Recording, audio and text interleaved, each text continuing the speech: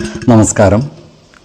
വേദാംഗ ജ്യോതിഷത്തിലെ അമൂല്യമായ അറിവുകളും ആധ്യാത്മിക ജ്ഞാന ഉപദേശങ്ങളും പകർന്നു തരുന്ന പ്രശാന്തം ആസ്ട്രോ ചാനലിലേക്ക് ഏവർക്കും സ്വാഗതം.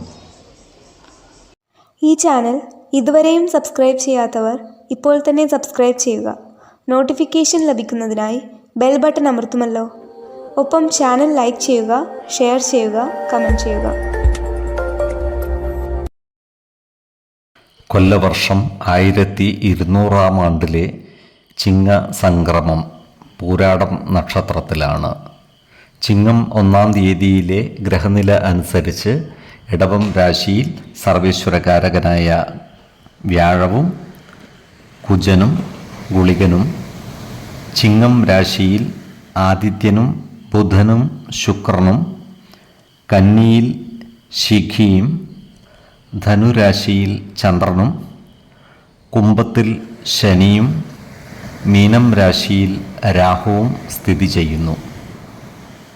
ചോതി നക്ഷത്രത്തിൽ ജനിച്ചവർക്ക് ചിങ്ങമാസം ഗുണദോഷ സമ്മിശ്രമായിരിക്കും. ഈ നക്ഷത്രക്കാർക്ക് കർമ്മ മേഖലയിൽ കാര്യങ്ങൾ അനുകൂലമാണ്. എന്നാൽ അപ്രതീക്ഷിതമായ ചില മാറ്റങ്ങൾ കർമ്മരംഗത്ത് വന്നു ചേരുവാനുള്ള സാധ്യതകൾ കാണുന്നുണ്ട്. അധികാര സ്ഥാനത്ത് നിന്നും മാറി നിൽക്കേണ്ടി വരുവാനും മറ്റുമുള്ള സാധ്യതകളും കാണുന്നുണ്ട്. അതിനാൽ ജോലിസ്ഥലത്ത് സഹപ്രവർത്തകരോടും മേലധികാരികളോടും നല്ല രീതിയിൽ പെരുമാറുകയും എല്ലാവരുടെയും ഇഷ്ടം നേടിയെടുക്കുവാൻ പരിശ്രമിക്കുകയും വേണം. ഉദ്യോഗാർത്ഥികൾക്കും മറ്റു തൊഴിൽ അന്വേഷകർക്കും കാര്യങ്ങൾ അനുകൂലമാണ്. ഇവർക്ക് സർക്കാർ സ്ഥാപനങ്ങളിലോ മറ്റ് സ്വകാര്യ സ്ഥാപനങ്ങളിലോ ജോലിയിൽ പ്രവേശിക്കുവാൻ അവസരമുണ്ടാകുന്നതുമാണ്.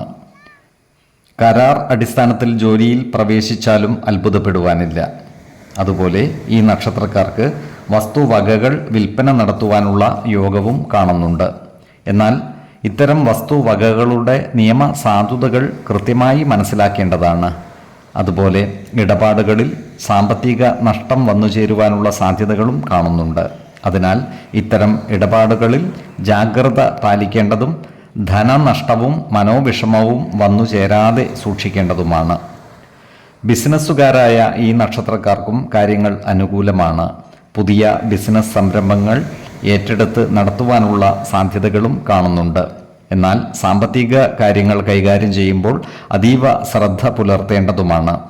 അതുപോലെ ഈ നക്ഷത്രക്കാർക്ക് വാഹനങ്ങൾ അധീനതയിൽ വന്നു ചേരുവാനുള്ള യോഗവും കാണുന്നുണ്ട്. ഇവർ ആരോഗ്യകാര്യങ്ങളിൽ ഒരു പ്രത്യേക ശ്രദ്ധ പുലർത്തുന്നത് ഗുണകരമായിരിക്കും. ഏതൊരു കാര്യം ചെയ്യുമ്പോഴും 2 വട്ടം ആലോചിച്ചു മുന്നോട്ട് നീങ്ങുന്നതാണ് ഗുണകരമാവുക. 4, 8, 22 തീയതികൾ അനുകൂലമാണ്. ഈ നക്ഷത്രക്കാർ ജനിച്ച സമയത്തെ അടിസ്ഥാനമാക്കിയുള്ള ജാതകത്തിലെ ലഗ്ന രാശിയുടെയും ലഗ്ന അധിപന്റെയും സ്ഥിതിയും ശുഭപാപ ഭാവങ്ങളുടെ സ്ഥിതിയും ഓരോ രാശിയിലെയും ഗ്രഹങ്ങളുടെ സ്ഥിതിയും അനുസരിച്ച് ഇവരുടെ പൊതുഫലത്തിൽ ഏറ്റക്കുറച്ചിലുകൾ ഉണ്ടാകുവാനിടയുണ്ട്. കുടുംബ ദേവതകളെയും ഇഷ്ട ദേവതകളെയും ഉപാസിക്കുന്നത് ഇവർക്ക് ആയുരാരോഗ്യ സൗഖ്യമേകും. ഇഷ്ടദേവതാ മന്ത്രം 108 തവണ ദിനംതോറും ലിഖിത ജപം ചെയ്തു വരുന്നത് ഇവർക്ക് സർവ ഐശ്വര്യങ്ങളുമേകും.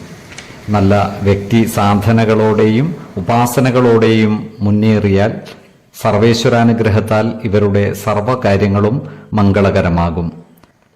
നന്ദി, നമസ്കാരം. ജ്യോതിഷരത്നം പ്രശാന്ത് കണ്ണോം.